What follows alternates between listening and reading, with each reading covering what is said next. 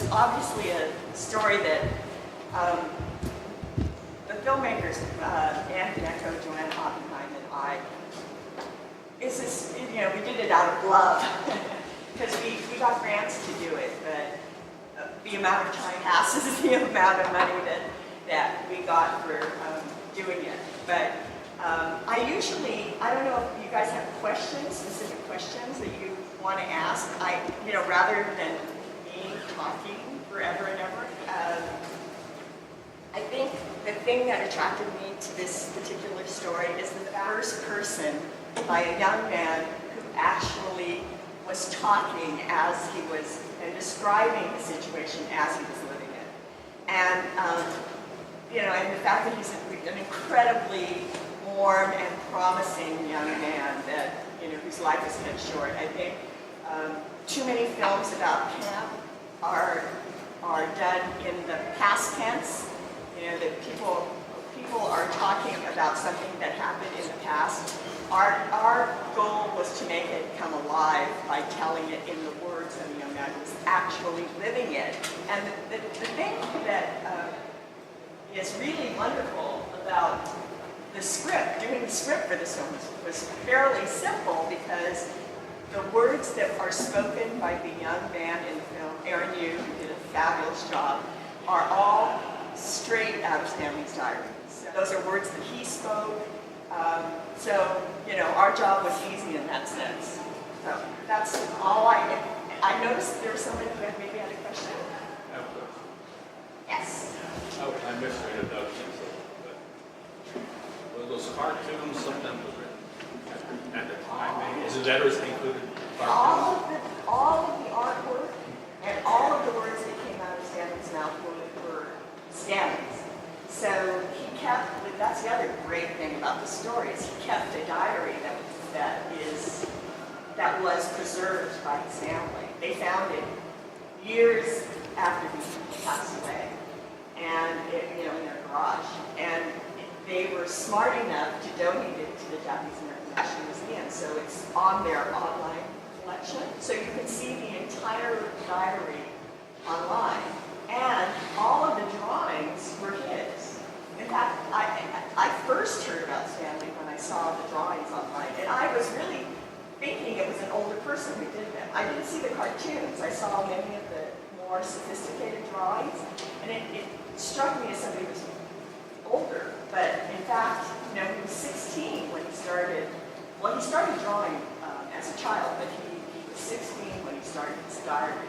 And the drawings are mostly from the diary. The cartoons are a lot from his letters that he wrote home. He's using a lot of animation. Plus, I think that, our goal is to attract young people to the story.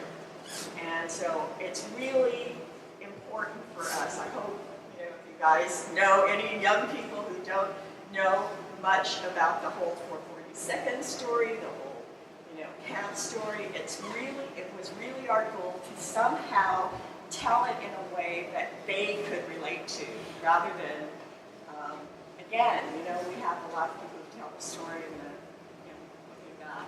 We wanted it to appeal to that younger audience. So, oh, yeah, sure, that's great. The title. You asked me to talk about the title. Okay, it was, the funny thing about putting a film together.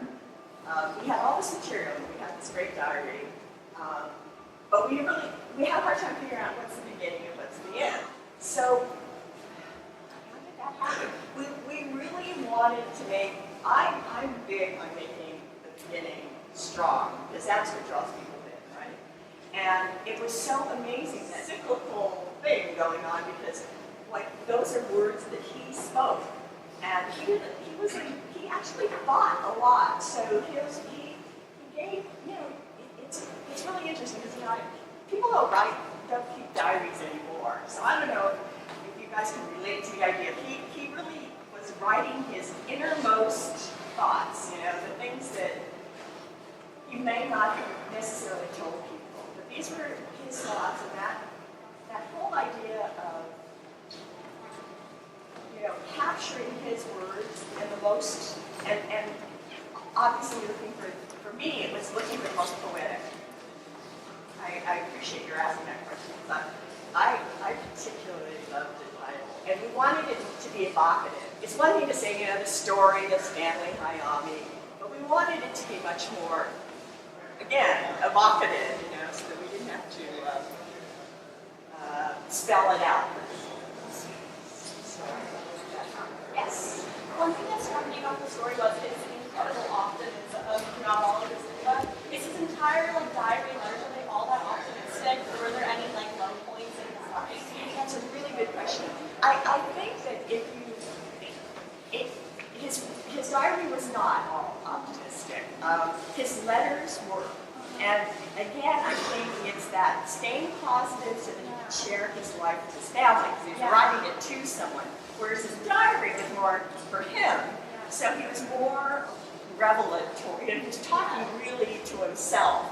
And he, strangely enough, and I don't know how many of you here were him, strangely enough, the thing that bothered him the most were his grades. He was so worried about his grades because he was not doing as well. He was an A student in San Gabriel. He went to camp and he was competing with all these other Japanese American kids who were way smarter than he was. So he taught a lot, and he really felt like he was struggling. So otherwise he wasn't optimistic. He really tried, he really struggled a lot. You know, that whole decision to be an artist was really an internal struggle that he talks about throughout the diary. So yeah, he was definitely not writing for his parents. It was very much for himself. But it's a great question. Did you interview his sister? Is she still alive? His family is very interesting. They were very helpful. He had a brother who survived him, a younger brother who was the youngest one. He had passed away by the time we started. Actually, enough is still alive, Sash.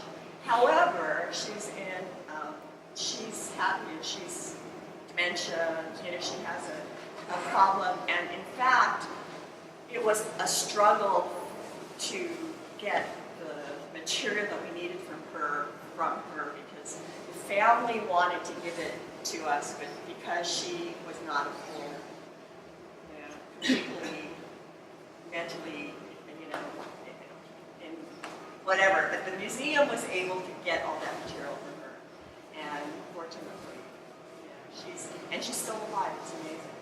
So, she was the one who was closest to him too. Yes.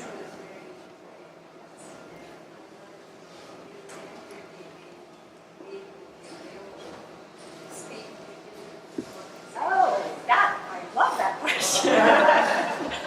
I'm more than happy to, you know, it's really a big goal of mine to share the story. So the story, Stanley's story, is getting out there. But yes, I'm more than happy to, I'm actually showing it, this is funny, I'm showing it on Tuesday to my niece's Gakko in Berkeley. So it's her daughter's Gakko. So I'm happy to show the film as much as I can possibly show it. Okay, I think I probably talked too much.